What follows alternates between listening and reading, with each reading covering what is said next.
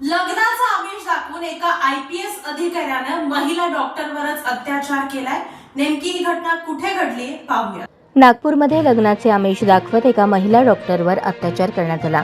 या प्रकरणी IPS अधिकाऱ्याविरुद्ध गुन्हा दाखल केला आहे। महिलेने शुक्रवारी 11 एप्रिल रोजी नागपूरमधील इमामवाडा पोलीस ठाण्यात तक्रार दाखल केली। तपास अधिकाऱ्यांनी सांगितले की तक्रारदार महिलेच्या म्हणण्यानुसार ती आणि 30 वर्षीय IPS अधिकारी यांची ओळख 2022 मध्ये सोशल मीडिया प्लॅटफॉर्म इंस्टाग्रामद्वारे झाली होती। आधी त्यांचे ऑनलाईन बोलणे व्हायचे, नंतर काही दिवसांनी त्यांचे कॉलवर बोलणे चालू झाले। पोलिसांनी सांगितले की यावेळी आरोपी UPSC परीक्षेची तयारी करत होता, तर महिला MBBS शिकत होती। बराच वेळ ऑनलाईन चॅट केल्यानंतर दोघेही फोनवर बोलू लागले। तिने सांगितले की मैत्री झाल्यानंतर आरोपीने 28 वर्षीय महिलेशी लग्न करण्याचे आश्वासन दिले आणि तिच्याशी शारीरिक संबंध ठेवले। अधिकाऱ्यांनी सांगितले की भारतीय पोलीस सेवामध्ये निवड झाल्यानंतर आरोपीने महिलेपासून दूर जाऊ लागला। नंतर तिच्याशी लग्न करण्यास त्याने नकार दिला।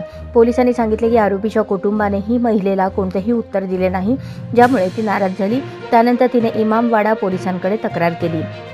भारतीय पोलीस सेवेत निवड झाल्यानंतर आरोपीने महिलेपासून लांब राहण्यास सुरुवात केली आणि तिच्याशी लग्न करण्यास नकार दिला। त्याने सांगितले की महिलेच्या तक्रारीच्या आधारे शनिवारी IPS अधिकाऱ्याविरुद्ध अत्याचाराचा गुन्हा दाखल करण्यात आला आहे।